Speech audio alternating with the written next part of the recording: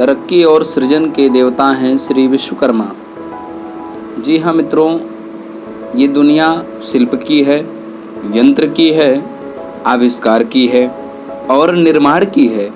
ऐसे में देवताओं के शिल्पकार भगवान विश्वकर्मा की पूजा का महत्व और भी बढ़ जाता है। तरक्की और सृजन के देवता विश्वकर्मा जी ही हैं।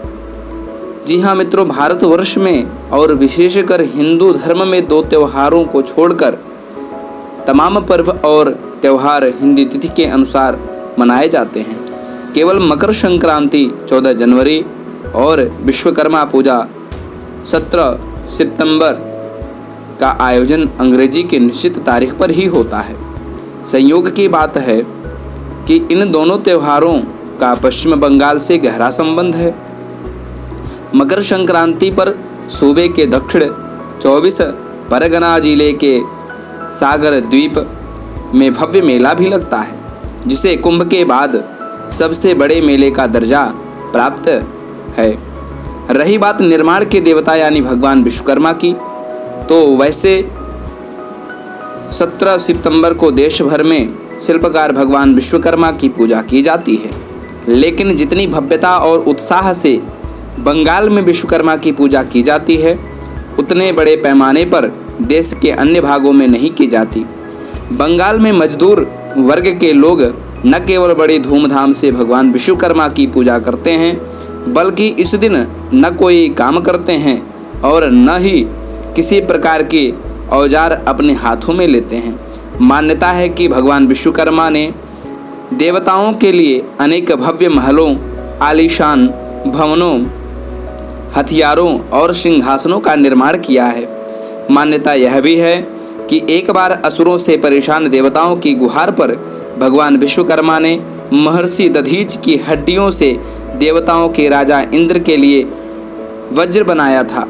यह वज्र इतना प्रभावशाली था कि असुरों का सर्वनाश हो गया।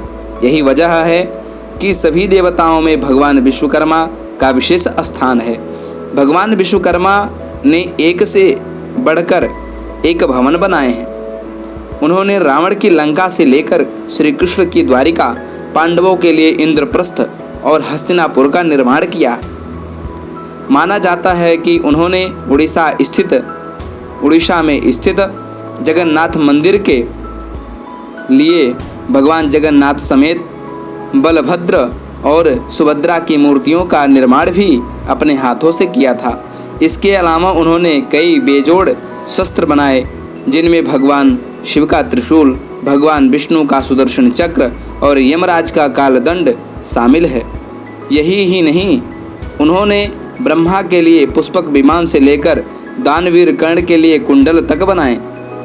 ऐसा माना जाता है कि रावण के अंत के बाद श्री राम, लक्ष्मण, सीता और अन्य साथी इसी पुष्पक विमान पर बैठकर अयोध्या लौटे थे। भगवान विश्वकर्मा के जन्म दिवस को विश्वकर्मा पूजा अथवा विश्वकर्मा जन्मोत्सव के रूप में मनाया जाता है। इस पर्व का हिंदू धर्म से विशेष महत्व है। कहते हैं कि इसी दिन भगवान विश्वकर्मा ने सृष्टि के रचयिता ब्रह्मा के 7वें धर्मपुत्र के रूप में जन्म लिया था। भगवान विश्वकर्मा को देवताओं का शिल्पकार, वास्तुशास्त्र का देवता, प्रथम इंजीनियर, देवताओं का इंजीनियर और मशीनों का देवता भी कहा जाता है। विष्णु पुराण में भगवान विश्वकर्मा को देव बढ़ई भी कहा गया है। यही वजह है कि हिंदू समाज में विश्वकर्मा पूजा का विशेष महत्व है। और हो भी क्यों ना, अगर मनुष्य को शिल्प का ज्ञान न हो तो वह निर्माण कार्य नहीं कर पाएगा।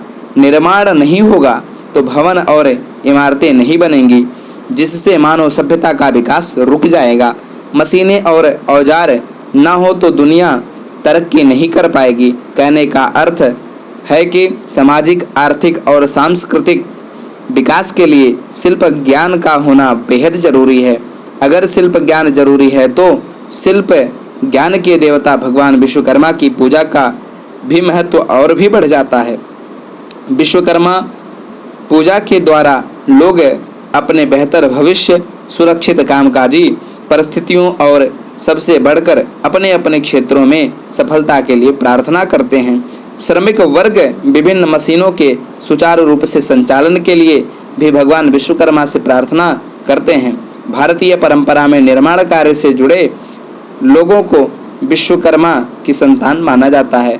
मित्रों, इस प्रकार से विश्वकर्मा की अग्रिम आप सभी लोगों को हार्दिक शुभकामनाएं एवं विश्वकर्मा भगवान विश्वकर्मा जी के विषय में जो कुछ भी वर्णन किया आप सभी अवश्य ही लाभान्वित हुए होंगे। मैं आचार्य शिवम मिश्र केंद्रीय संस्कृत विश्वविद्यालय लखनऊ परिसर से पुनः आचार्य शिवम मिश्र यूट्यूब समूह में आप लोगों का हार्दिक स्वागत एवं अभिनंदन करता हूं। इसी के साथ अपनी वाणी को विराम देता हूं। सभी को सादर प्रणाम।